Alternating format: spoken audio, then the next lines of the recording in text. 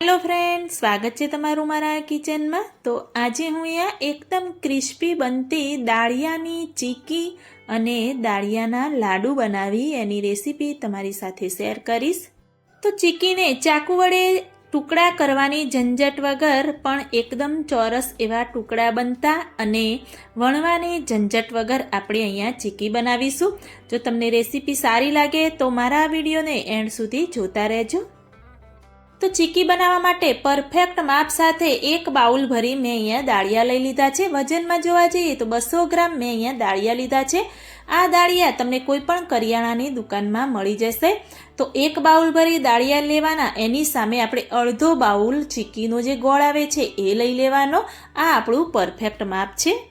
તો મેં તમને કહ્યું કે વણવાની ઝંઝટ વગર આપણે ચીકી બનાવીશું। તો મેં અહીંયા એક પ્લેટ લઈ લીધી છે, એમાં આપણે ચીકી બનાવવાની છે। તો એને મેં ઘીથી ગ્રીસ કરી અને પહેલાં આપણે રાખી દેવાની।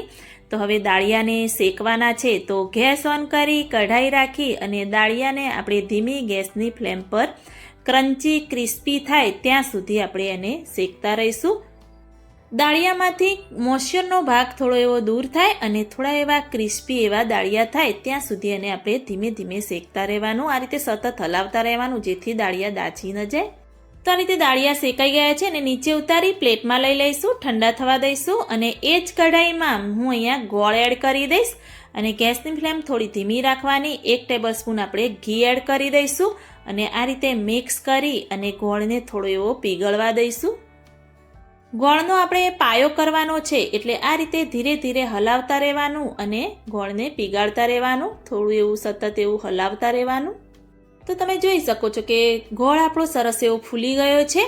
થોડો એવો કલર હજી ગોળનો ચેન્જ થશે ત્યાં સુધી એને હલાવતા રહીશું। આ રીતે ગોળનો કલર પણ તમે જોઈ શકો છો કે ચેન્જ થઈ ગયો છે। આ રીતે નાની એવી પ્લેટમાં પાણી લઈ અને થોડો એવો ગોળ અંદર એડ કરવાનો। આ સમયે આપણે ગેસની ફ્લેમ એકદમ મીડિયમ કરવાની છે। આ રીતે ચેક કરશો એટલે ગોળ થોડો એવો કડક થઈ ગયો હશે તો આપણો પાયો થઈ ગયો છે। મેં ચીકીનો દેશી ગોળ લીધો છે એટલે ગોળનો કલર એકદમ ડાર્ક લાગે છે અને આ સમયે જ્યારે ગોળનો પાયો થઈ જાય એટલે બધી જ પ્રોસેસ આપણે એકદમ ઝડપથી કરવાની। બધા જ દાળિયા અંદર એડ કરી અને ફટાફટ મિક્સ કરી દેવાનું અને આ સમયે ગેસની ફ્લેમ આપણે બંધ કરી દેવાની છે, એ ખાસ ધ્યાન રાખવાનું। કઢાઈ ગરમ હશે એટલે બધું જ સરસ એવું મિક્સ થઈ જશે। તો આ રીતે મિક્સ થઈ જાય એટલે આપણે અડધું મિશ્રણ છે એ આ રીતે પ્લેટમાં લઈ લઈશું, એની આપણે ચીકી બનાવીશું અને જે અડધું મિશ્રણ વચ્ચે એ કઢાઈમાં જ રાખીશું, એના આપણે લાડુ બનાવીશું।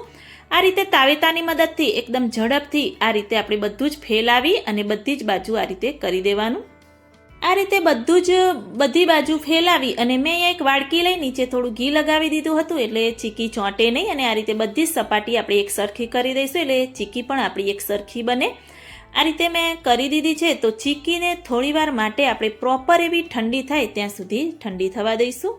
તો હવે આપણે લાડુ બનાવીશું। તો કઢાઈ હજુ ગરમ છે અને હાથમાં થોડું એવું ઘી લગાવી અને આપણે આ રીતે બધા જ દાળિયાની જે અડધું મિશ્રણ હતું એના આપણે લાડુ બનાવી દઈશું।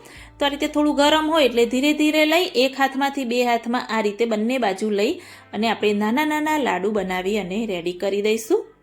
જો આ સમયે ધીરે ધીરે તમે લાડુ બનાવો અને મિશ્રણ થોડું એવું કઠણ થઈ જાય તો ફરીથી તમે કઢાઈને થોડી એવી ગરમ કરી અને ફરીથી એના લાડુ આપણે બનાવી શકીએ છીએ। ગોળનો પાયો કડક હોય છે એટલે જલ્દી એવું ઠંડુ થઈ કડક થઈ જાય છે। તો આ રીતે મેં અહીંયા 7 થી 8 જેવા લાડુ બનાવ્યા છે। તો 8 જેવા અમારા લાડુ બની અને રેડી થયા છે। તો એને આપણે સાઈડમાં રાખી દઈશું। ચીકી આપણી સરસ એવી ઠંડી થઈ ગઈ છે અને ચીકીના આપણે કટ પણ નથી કર્યા, તો એને કેવી રીતે નીકાળવી અને કેવી રીતે પીસ કરવા એ હું તમને બતાવી દઈશ। આ રીતે તમે થાળીને થોડી એવી આ રીતે પ્રેસ કરશો એટલે સરસ એવો ચીકીનો આખો રોટલો બની અને આ રીતે થઈ જશે। તો આપણી ચીકી સરસ એવી ક્રિસ્પી બનીને તૈયાર થઈ છે। તો એને કેવી રીતે કટ કરવા, તો આ રીતે તમે પ્રેસ કરશો એટલે સરસ એવો વચ્ચેથી ટુકડો થઈ જશે। આ રીતે તમે જોઈ શકો છો ક્રિસ્પી એવી આપણી ચીકી બનીને રેડી થઈ ગઈ છે। જો તમારે ટુકડા કરવા હોય ચીકીના તો તમે ગરમ ગરમમાં પણ ચાકુ વડે ટુકડા કરી શકો છો અને આ રીતે ઠંડી થાય એટલે કોઈ મોટું એવું ચાકુ હોય એનાથી તમે ટુકડા કરી શકો છો। તો આ રીતે સરસ એવા ચોરસ ટુકડા કરી મેં હાથ વડે રેડી કરી દીધા છે અને ક્રિસ્પી એવી આપણી ચીકી બની અને રેડી થઈ ગઈ છે અને સર્વિંગ પ્લેટમાં આપણે લઈ લઈશું। તો ઉત્તરાયણમાં બજારમાં મળતી સ્પેશિયલ અને ઘરે પણ બનતી સ્પેશિયલ દાળિયાની ચીકી અને દાળિયાના લાડુ બનાવી મેં અહીંયા તમને રેસીપી શેર કરી છે. તો હવે ઉત્તરાયણ નજીક આવે છે તો તમે પણ મારી આ રેસીપીથી એકવાર ચોક્કસથી ટ્રાય કરજો અને મને કમેન્ટમાં જરૂરથી બતાવજો. અને કોને કોને દાળિયાની ચીકી ભાવે છે એ પણ મને કમેન્ટમાં જરૂરથી બતાવજો.